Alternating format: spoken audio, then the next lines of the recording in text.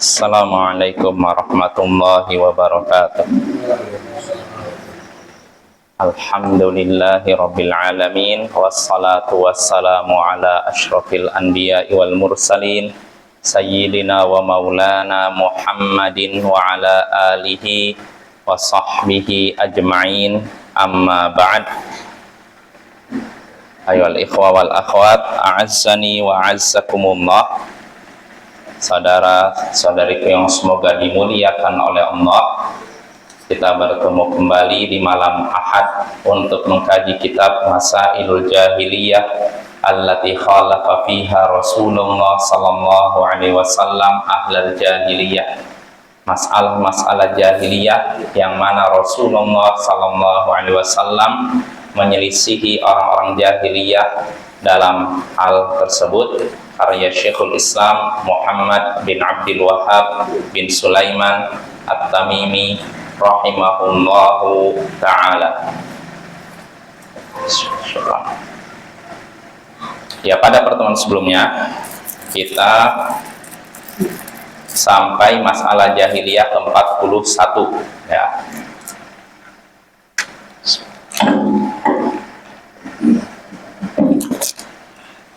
Jadi pada masalah jahiliyah ke-41, di antara sifat orang jahiliyah menyandarkan kekurangan kepada Allah Subhanahu wa ta'ala. Mereka menyandarkan sifat kurang kepada Allah Subhanahu wa ta'ala. Contohnya seperti Allah punya anak, Allah butuh kepada sesuatu, dan Allah merasa letih. Nah, jadi mereka menyandarkan beberapa sifat kurang kepada Allah, tapi anehnya sifat tersebut mereka sucikan dari ahli ibadah mereka. Allah punya sifat ini, tapi ahli ibadah kami tidak pantas memiliki sifat tersebut. Contohnya anak. Mereka menyatakan Allah punya anak, tapi ahli ibadah kami tidak pantas punya anak. Jadi kenapa? Karena punya anak ini sifat kurang, maka tidak pantas ini ada pada ahli ibadah kami, pada ahli ibadah kami. Tapi anehnya mereka sandarkan sifat itu kepada Allah. Mereka nyatakan Allah punya anak. Ini kan aneh. Mereka menyatakan ahli ibadah tidak pantas punya istri, tidak punya pasangan. Tapi anehnya mereka menyatakan Allah punya pasangan. Nah, ini menunjukkan mereka orang-orang jahiliyah menyandarkan sifat kurang kepada Allah, namun di sisi lain kekurangan tersebut mereka sucikan dari ahli ibadah mereka. Nah, ini sifat orang jahiliyah yang ada di zaman dahulu dan masih bertahan sampai zaman sekarang. Nah, itu masalah jahiliyah ke-41. Nah, sekarang kita masuk masalah jahiliyah yang ke-42. Kata Syekh Muhammad bin Abdul Wahhab bin Sulaiman At-Tamimi rahimahullah, asyirku fil mulki kaqaulil majus. Masalah jahiliyah, sifat orang jahiliyah yang ke-42, yaitu menyekutukan Allah dalam hal kekuasaan. Menyekutukan Allah dalam hal kekuasaan. Syirik, melakukan syirik dalam hal kekuasaan seperti pendapat orang-orang Majusi. Nah, ini yang akan kita bahas, Bapak. Sifat jahiliyah yang ke-42 yaitu menyekutukan Allah dalam hal kekuasaan. Artinya ada selain Allah yang mempunyai kekuasaan dan tidak dimiliki oleh Allah. Nah, ini ada di zaman jahiliyah dan ada juga di zaman sekarang. Bukan cuma zaman jahiliyah, zaman sekarang pun ada orang yang yakini ini Ratu Laut Selatan yang menguasai ini, bukan Allah yang menguasai. Nah, ini sama aja. Ini syirik di zaman jahiliyah dan masih bertahan di sebagian tempat. Nah, di sini contohnya kalau Syekh menyebutkan syirik dalam masalah kekuasaan seperti pendapat Majusi. Apa itu? Kita bahas. Kita lihat syarah dari Syekh Shalih Al-Fauzan. Min masail ahli jahiliyah, kata Syekh, asyirku fil mulk. Kata Syekh Shalih Al-Fauzan, di antara masalah ahli jahiliyah, orang-orang jahiliyah, yaitu asyirku fil mulk, menyekutukan Allah dalam hal kekuasaan. Di antara sifat orang jahiliyah yaitu menyekutukan Allah dalam hal kekuasaan. Artinya mereka meyakini ada selain Allah yang menguasai suatu bagian di dunia ini tanpa dikuasai oleh Allah. Ya, contohnya apa nih? Qaulil majusi minhum, seperti ucapan orang atau pendapat orang-orang Majusi di kalangan orang jahiliyah dan Majusi, bahwa masih ada sampai zaman sekarang, ya. Apa itu Majusi? Kata Syekh, wal majus ta'ifatun al bashar fi biladi Faris. Majusi adalah kelompok manusia, artinya suatu golongan yang ada di negara Persia. Ya'budunan niron, mereka menyembah api. Wa yaqulun, dan mereka berkata, inna hadzal kauna lau khaliqan. Mereka berkata bahwa alam ini memiliki dua pencipta, an-nur wa dhulumah, yaitu cahaya dan kegelapan. Jadi pencipta alam ini dua katanya, cahaya dan kegelapan. An-nur wa dhulmah. Fan-nur khalaqal khair, cahaya menciptakan kebaikan. Wa dhulmatu khalaqatish syarr, sedangkan kegelapan ini menciptakan kejahatan. Nah, ini Bapak, ini orang Majusi ini. Orang Majusi berpendapat, jadi mereka menyembah api karena api ini adalah cahaya. Cahaya adalah yang menciptakan apa? Kebaikan. Sedangkan kegelapan seperti ini nih, ini yang menciptakan kejahatan. Apapun kejahatan yang ada di muka bumi, misalkan pembunuhan, atau merampok, atau mencuri, atau memperkosa, korupsi semacamnya, itu diciptakan oleh kegelapan, kata orang Majusi. Sedangkan kebaikan, memberi bantuan kepada orang miskin, menyayangi anak, menyayangi orang tua, ini yang menciptakannya adalah cahaya. Ya, di antaranya api. Api kan cahaya kan? Nah, ini orang Majusi. Walihada summu bithanawiyah. Karena itu mereka dinamakan Thanawiyah. Apa Thanawiyah? Kalau kita madrasah Thanawiyah, apa? Madrasah setingkat SMP kan? Mereka dinamakan Thanawiyah artinya dualisme. Maksudnya apa? Mereka meyakini ada dua pencipta, ya. Tuhan gelap, Tuhan terang, gitu loh. Wa hadza syirkun fir rububiyah, dan ini adalah syirik, penyekutuan terhadap Allah dalam masalah rububiyah. Dan kita sudah mempelajari masalah tauhid. Di antara tauhid itu tauhid rububiyah, yaitu mengesahkan Allah dalam hal penciptaan, penguasaan, dan pengaturan alam semesta. Artinya kita harus yakin yang menguasai alam semesta ini hanyalah Allah.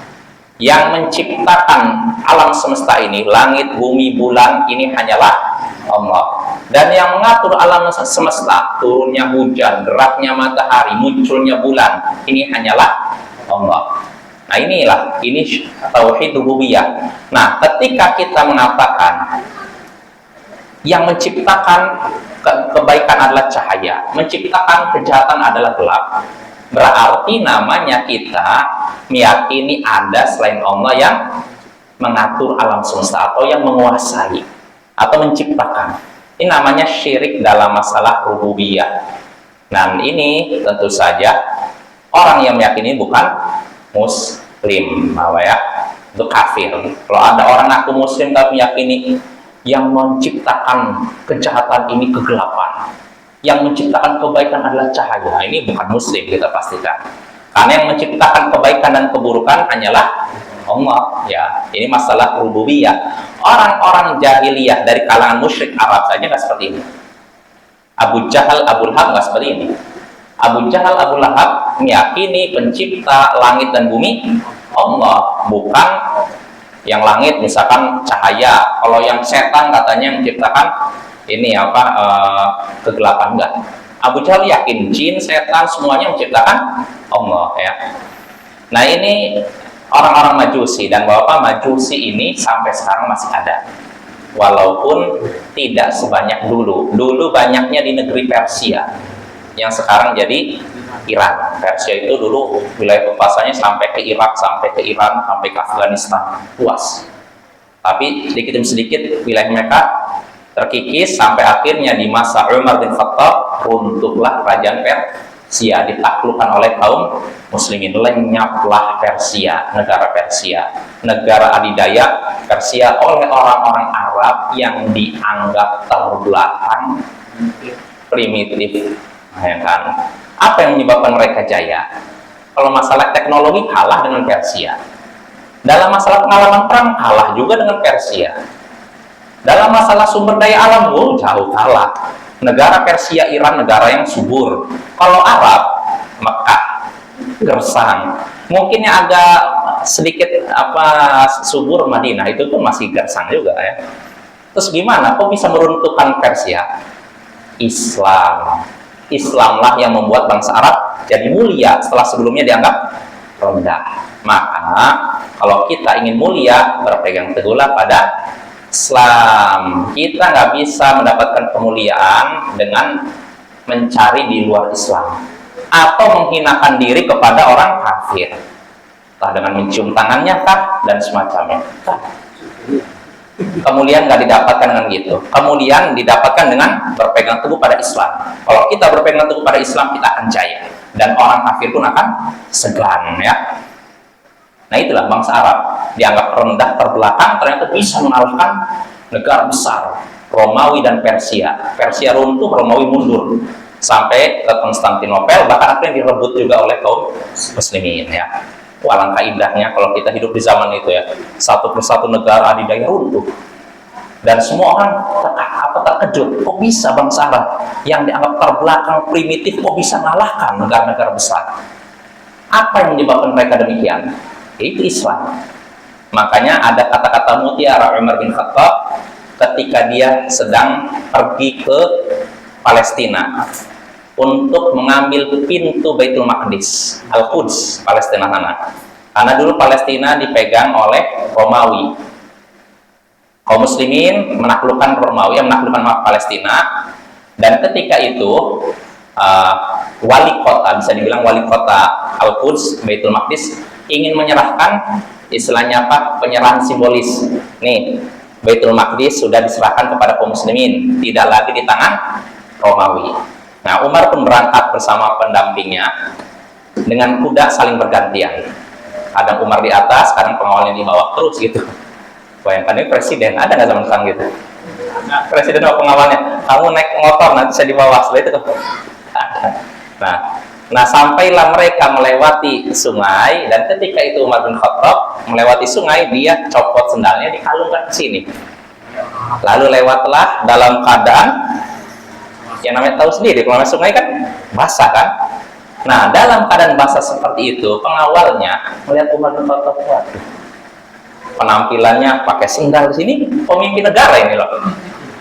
Bukan pemimpin dusun, bukan, negara ini, negara besar gitu kan. Islam kan udah menguasai hampir jazirah Arab gitu. Umar bin Khattab di atasnya ada tali sendal, di bawahnya basah, lecek, pakaiannya udah kumal kena air kan. Nah, dalam keadaan demikian pengawalnya berkata kepada Umar, ya Amirul Mukminin, Anda akan menemui pembesar Romawi, tapi seperti ini penampilan Anda. Artinya gimana nih?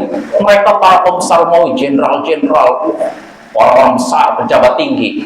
Anda memenuhi mereka dalam keadaan pakaian seperti itu. Di sini ada tali sendal, sini basah. Maka apa kata Umar? Nahnu qaumun a'azzana Allah bil Islam, wa mahma btaghaina al-'izzata bi ghairihi adallana Allah. Kita adalah kaum yang telah Allah muliakan dengan Islam. Kita ini siapa maksudnya? Bangsa Arab. Bangsa Arab. Umar berbicara tentang bangsa Arab karena beliau dari Arab kan. Kita ini adalah kaum yang telah Allah muliakan dengan Islam. Tatkala kita mencari kemuliaan pada selain Islam, maka Allah akan rendahkan kita. Kita adalah kaum yang telah Allah muliakan karena Islam. Dulu bangsa Arab kan dianggap terbelakang, itu primitif lah. Tapi setelah Islam datang, Allah angkat. Allah telah muliakan kita dengan Islam, karena itu kita tidak akan mencari kemuliaan di luar Islam. Kalau kita mencari kemuliaan di luar Islam, maka Allah akan hinakan kita. Artinya Umar nggak minder menghadapi para pembesar Romawi dalam keadaan pakaiannya basah, lecak dan macamnya, punya wibawa. Dan itu apa ya? Jadi artinya kita nggak akan disegani oleh orang-orang kafir karena penampilan rapih atau mungkin teknologinya canggih, jamnya bagus, sendalnya bagus. Enggak. Kita disegani orang kafir ketika apa? Ketika kita menampakkan keislaman kita. Ketika kita berpegang teguh pada Islam, maka itulah yang membuat gentar mereka. Nah, yang seperti yang terjadi pada bangsa Arab di awal-awal dulu ketika Islam dibawa oleh Nabi Muhammad SAW. Nah, itu apa ya? Jadi kita kembali lagi, bangsa Majusi, bangsa Persia runtuh di masa Umar bin Khattab. Terus bagaimana dengan Majusi, orang-orang Majusi? Dalam Islam, Majusi itu dianggap seperti ahli kitab. Artinya ketika kaum muslimin menguasai Persia, kan mayoritas beragama Majusi. Nah, Umar bin Khattab tidak memaksa mereka masuk Islam. Dalam Islam nggak boleh maksa. Artinya mereka dipersilahkan tetap dalam agama mereka, tapi dengan syarat bayar jizyah, upeti, pajak, dan mereka nyanggupi. Namun karena bangsa Arab ini kan mereka selain perang, mereka juga orang yang punya jiwa dakwah, punya akhlak yang mulia. Akhirnya bangsa Persia yang tadinya mereka masih dalam agama mereka, ketika menyaksikan akhlak yang mulia dari bangsa Arab, mereka pun tertarik masuk Islam, sehingga akhirnya Persia yang tadinya mayoritas Majusi berubah jadi mayoritas Muslim, Islam. Bisa dibilang Majusi ada tapi segelintir. Masih ada di sekitar Iran, sekarang Irak, dan sebagian udah ada yang Amerika, Eropa. Ya, itu Bapak ya. Jadi itu Majusi, dan bisa dibilang itu agama yang sudah sedikit lah. Padahal dulunya mayoritas di Persia, tapi sekarang udah bisa dibilang udah hampir tersingkir. Nah itu Bapak ya. Jadi itu sedikit kita menyinggung tentang Majusi. Jadi mereka ini terjatuh dalam syirik dalam masalah kepenguasaan alam semesta, kepemilikan alam semesta. Karena mereka menyatakan alam semesta ini dimiliki oleh dua pencipta kegelapan, pencipta kebaikan, pencipta keburukan. Yang menciptakan kebaikan yaitu cahaya, sedangkan yang menciptakan keburukan yaitu kegelapan. Nah ini Majusi. Lalu kita baca keterangan dari Syekh Shalal Fauzan. Ini ada faidah juga di sini. Walaupun nggak ada hubungannya dengan masalah syirik, tapi ini ada faidah di bawahnya. Kata Syekh Shalal Fauzan, wa fi madhhabihim jawazu nikahil maharim. Di antara pendapat keyakinan orang-orang Majusi, yaitu bolehnya nikah dengan sesama mahram. Boleh Bapak. Mahram itu misalnya adik dengan kakak nikah, bibi dengan keponakan nikah. Menurut Majusi boleh. Bayangkan, adik kakak kandung, maksudnya bukan adik, kalau sepupu jelas dalam Islam pun boleh kan, tapi ini adik kakak kandung nikah boleh. Bibi dengan keponakan boleh nikah. Ini keyakinan Majusi. Dalam Islam boleh nggak? Boleh, harus mantap. Nggak boleh lah. Itu bibi itu mahram kita, kakak kita juga, adik kita yang perempuan itu juga mahram kita. Nggak boleh kita nikah dengan mereka, yang diharamkan. Mungkin timbul pertanyaan, loh itu zaman Nabi Adam anaknya dua-dua nikah, gimana tuh? Iya tidak? Betul tidak? Ini harus mantap. Anaknya Adam kan ada 4 nih, laki-laki 2, perempuan 2. Nikah nggak mereka? Nikah kan? Boleh nggak itu? Boleh? Nggak boleh. Kalau nggak boleh nggak ada keturunan gitu.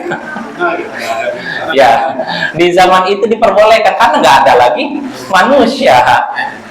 Kalau misalkan mereka tidak nikah, nggak ada kita nih sekarang. Jadi diperbolehkan anaknya Adam 2 laki-laki 2 perempuan, mereka dinikahkan. Ya karena ketika itu manusia cuma mereka 4 orang itu. Kalau mereka tidak nikah, nggak ada kita nih, nggak ada Arismanto, nggak ada teman-teman ini. Jadi mereka boleh ya. Adapun setelahnya Syariat Nabi setelahnya nggak boleh lagi nikah dengan saudara kandung, nggak boleh, diharamkan. Nah, tapi anehnya di kalangan Majusi boleh, orang Majusi boleh. Bahkan saya dengar bukan Majusi saja, saya pernah lihat di berita di internet, di daerah Nepal masih boleh katanya. Bahkan kebiasaan mereka, kalau misalkan seorang wanita nikah dengan seorang pria nih, maka saudaranya si pria ini harus juga mendampingi si wanita ini. Istilahnya apa? Dua laki-laki apa? Poliandri. Oh ya. Satu perempuan, dua laki-laki. Ini ada di Nepal masalah. Kan kalau dalam Islam kan poligami, satu laki-laki, dua istri kan. Tapi di situ enggak, satu wanita, dua laki-laki. Dua laki-laki itu, dan dua laki-laki ini harus adik kakak. Bayangkan. Bukan orang lain. Jadi abang sama adik nikahin satu wanita. Na'udzubillah min dzalik.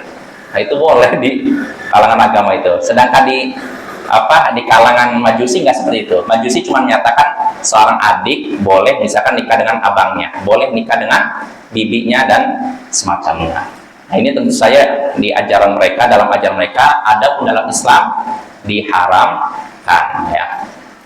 Itu di antara ajaran mereka, ya, isi ajaran mereka. Lalu kata Syekh juga, ini faidah juga, wa min madhhabihim al-ishtiraqu fil amwali waz zawjat fala yarawna li ahadin tamallukan khasan fayashtarikuna fil nisa wa yashtarikuna fil amwal. Nah, ini juga rusak juga. Dan di antara keyakinan mereka, isi ajaran mereka, berserikat, bersekutu dalam hal harta dan istri. Bersekutu dalam hal harta dan istri. Artinya apa? Harta ini jadi milik bersama, istri jadi milik bersama. Mau sama adik, parah juga. Ini yang terjadi pada kalangan Majusi. Mereka tidak menganggap adanya kepemilikan pribadi. Terus bagaimana? Pokoknya itu berserikat dalam masalah wanita dan dalam masalah harta. Jadinya artinya apa? Seorang wanita dan harta ini bisa dimiliki oleh bersama, dikerumutin.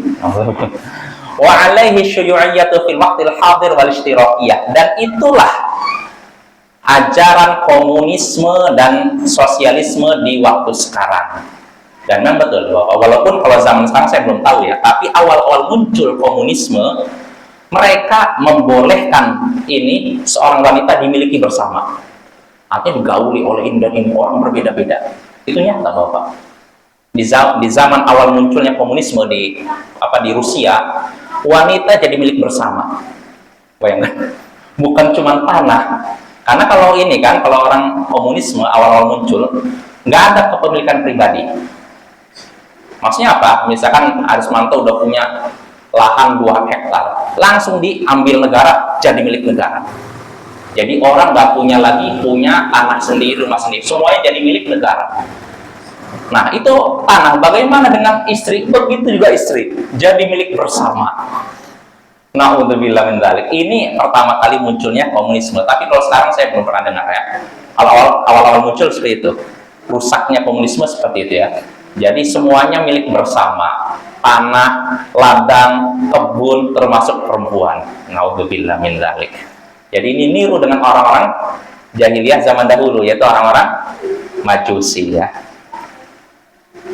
Nah, itu tentang komunisme ya. Komunisme dan sosialisme mirip ya. Walaupun zaman sekarang mereka bisa dibilang ya mungkin sudah hampir punah juga, nggak laku Bapak ya. Kenapa nggak laku? Karena yang namanya manusia itu, kita sendiri merasakan manusia itu menurut fitrah kita sendiri lah. Yang namanya manusia kan punya hak terhadap miliknya sendiri kan? Ya tidak? Saya udah kerja, dapat uang, beli tanah, tiba-tiba diambil negara. Kan aneh kan? Ini saya udah dari hasil jerih payah saya, ya berarti milik saya. Dalam Islam diakui hak pribadi, hak kepemilikan pribadi diakui. Tapi menurut komunisme enggak, semuanya milik negara. Enggak ada manusia yang punya hak terhadap harta tertentu, enggak ada, semuanya digerampas milik negara. Makanya ketika komunisme pertama kali muncul di Rusia, yang akhirnya berujung berdiri negara Uni Soviet, semua lahan-lahan pertanian milik rakyat diambil oleh negara. Makanya banyak rakyat yang kelaparan, banyak sampai puluhan juta orang meninggal.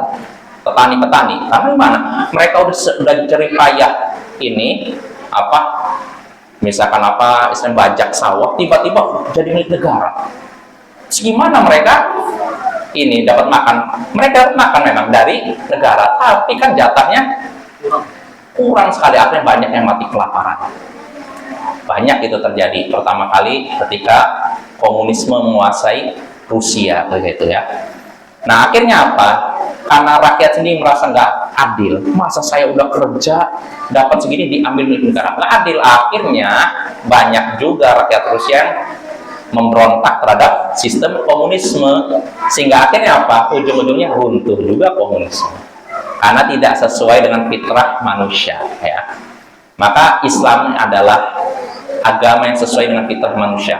Islam mengakui kepemilikan pribadi dan kepemilikan bersama. Kalau kepemilikan bersama dalam masalah apa? Air, dalam masalah api, dan apa satu lagi? Rumput. Ya artinya itu diakui, nggak bisa dimonopoli. Tapi kalau selainnya silahkan saja seorang, ini saya beli lahan, ini saya kuasai, nggak salah. Jadi nggak bisa semuanya milik negara ya. Nah itu sedikit menyinggung tentang komunisme ya. Kita lanjut. Jadi sekali lagi di antara pendapat orang-orang tadi Majusi, ajaran orang Majusi bolehnya nikah sesama mahram. Misalkan adik dengan abang, adik dengan bibi seorang dengan bibinya. Dan juga mereka di antara isi ajaran mereka bersekutu dalam hal harta dan istri. Jadi harta jadi milik bersama, istri jadi milik bersama. Mereka tidak menganggap adanya kepemilikan pribadi, nggak ada. Pokoknya semuanya jadi milik bersama. Dan itulah yang diikuti oleh orang-orang komunisme dan sosialisme ya. Lalu kata Syekh, wa hadza madhhabun batilun munaqidun lil adyan wal fitr. Pendapat ini adalah pendapat yang batil kata Syekh, karena bertentangan dengan agama dan fitrah. Pendapat yang menyatakan apa tadi? Ini bahwasanya pencipta alam itu ada dua. Nah itu, begitu juga seorang adik bisa menikahi abangnya, begitu juga wanita bisa dimiliki bersama. Ini semua bertentangan dengan agama dan fitrah manusia. Fakhaliqul qaul wahidun ahadun fardun samadun lam yalid wa lam yulad wa lam yakul lahu kufuwan ahad. Pencipta alam ini satu, esa, tunggal. Kepadanya lah segala sesuatu bergantung, tidak punya anak dan tidak diperanakan, dan tidak ada satupun yang setara dengannya. Ini bantahan untuk pemikiran pertama. Lalu berikutnya waqad abahal milkiyah al fardiyah, dan Islam juga membolehkan kepemilikan pribadi. Jadi ada kepemilikan bersama dan ada kepemilikan pribadi. Yang milik bersama tadi tiga: api, air, dan rumput ya. Selainnya boleh dimiliki oleh pribadi ya. Wa harrama nikahal maharim, dan dalam Islam diharamkan nikah dengan sesama mahram ya. Nah itu tak sedikit kita menyinggung tentang masalah jahiliyah ke-42, bahwasanya orang-orang jahiliyah menyekutukan Allah dalam hal kekuasaan alam semesta ini, seperti pendapat orang-orang Majusi. Nah itu masalah 42. Lalu berikutnya masalah 43. Berapa menit lagi? Berapa? 10 menit lagi. Nah sekarang masalah 43 Bapak ya, juhudul qadar. Nah ini masalah jahiliyah, sifat jahiliyah ke-43, juhudul qadar, menentang takdir. Orang-orang jahiliyah menentang takdir, tidak mengakui adanya takdir ya. Ini ya, ini orang-orang jahiliyah. Sedangkan kita sebagai muslim mengakui adanya takdir. Bahkan itu termasuk rukun iman. Rukun iman keberapa, Arismanto? Beriman kepada takdir. Kelima, yang keenamnya apa? Keenam. Yang keenam ya. Yang kelima beriman kepada hari akhir. Yang keenam baru beriman kepada takdir Allah yang baik maupun buruk ya. Jadi itu, kita beriman pada takdir, tapi orang jahiliyah tidak beriman pada takdir. Ya. Maksudnya bagaimana? Kita baca keterangan Syekh dulu di sini. Penjelasannya agak panjang, mungkin saya pilih aja yang lebih ringkas. Jadi begini, saya bacakan dulu dalil-dalil yang disebutkan Syekh bahwasanya kita harus beriman pada takdir. Di antaranya beriman pada takdir termasuk rukun iman, yaitu rukun iman ke-6. Nabi pernah bersabda, al-imanu an tu'mina billahi wa malaikati wa kutubi wa rusuli wal yaumil akhir wa tu'mina bil qadari khairi wa syarri.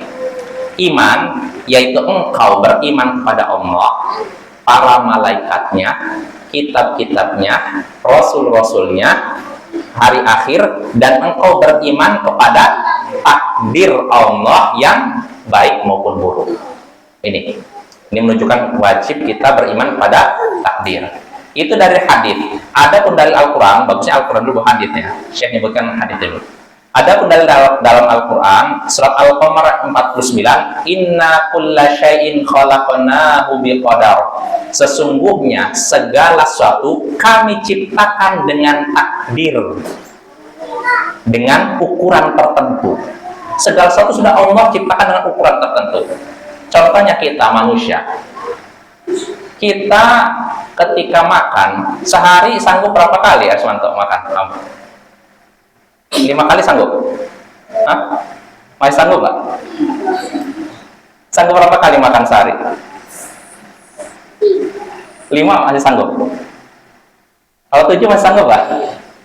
Kita semua pasti ada ukurannya kan? Kalau udah lewat ukuran pasti kita sakit atau bisa mati. Nah, segala sesuatu sudah Allah ukur, diciptakan menurut ukurannya. Ya contohnya kita nih ya, mungkin ya. Setahu saya mungkin kalau saya pribadi pernah makan sekali 5 hari, sekali 5 kali. Tapi itu jarang-jarang. Mungkin waktu itu pas lagi masa-masa muda makan tuh semangat ya. 5 kali ini udah maksimal, udah kenyang sekali tuh. Nah, kalau sudah dari 5 kali itu udah badan lemas, udah nggak enak. Nah, lebih dari itu lagi 10 kali udah. Nah, kenapa? Karena Allah menciptakan kita dengan ukuran tertentu. Artinya Allah menciptakan dengan teliti, nggak sembarangan. Beda dengan kita kan? Kita bikin apa gitu, kadang sembarangan. Tapi Allah ketika menciptakan manusia menurut ukuran yang akurat. Nah ini, segala sesuatu kami ciptakan berdasarkan takdir, berdasarkan ukuran. Nah ini menunjukkan dalil tentang adanya apa? Takdir. Lalu berikutnya di sini Syekh juga menyebutkan dalil-dalil Al-Quran tentang segala sesuatu sudah Allah takdirkan, yaitu dalam surat Al-Hadid ayat 22, ma asaba min musibatin fil ardi wala fi anfusikum illa fi kitabim min qabli an nabra'aha. Tidak ada satu musibah pun yang terjadi di bumi, musibah banjir, terus longsor, tsunami, gempa bumi. Tidak ada satu musibah pun terjadi di bumi, dan tidak pula pada diri kalian. Apa musibah yang terjadi pada diri kalian itu maksudnya? Sakit, demam, seperti saya kemarin, sakit gigi, sakit hati, ya kan? Tidak ada satu musibah pun terjadi di bumi dan tidak juga pada diri kalian kecuali itu sudah ada dalam kitab. Kitab apa? Lauhul Mahfuz, kitab catatan takdir. Jadi semuanya sudah tercatat dalam kitab tersebut sebelum kami mewujudkannya. Artinya sebelum Allah menakdirkan saya duduk di sini nih di tanggal sekarang berapa? 7 September jam 7.25, itu sudah ada catatannya di Lauhul Mahfuz kan. Sebelum Allah gerakan kaki seksi ini sudah ada catatannya. Ini nanti tanggal segini akan mengisi di Masjid Al-Quds Muntai jam segini. Sudah ada. Semuanya sudah ada tercatat dalam kitab sebelum Allah takdirkan saya ke sini. Berarti artinya apa ini? Allah sudah menakdirkan semua yang ada di bumi termasuk pada diri manusia. Ya, jelas ya? Habis ya? Ya mungkin cukup ya. Insya Allah pada pertemuan berikutnya kita lanjut pembahasan tentang ini masalah jahiliyah ke-42, yaitu orang-orang jahiliyah menolak adanya takdir. sallallahu ala nabiyyina Muhammadin wa ala alihi wa sahbihi ajma'in. Wa akhiru da'wana anil hamdulillahi rabbil alamin. Assalamualaikum warahmatullahi wabarakatuh.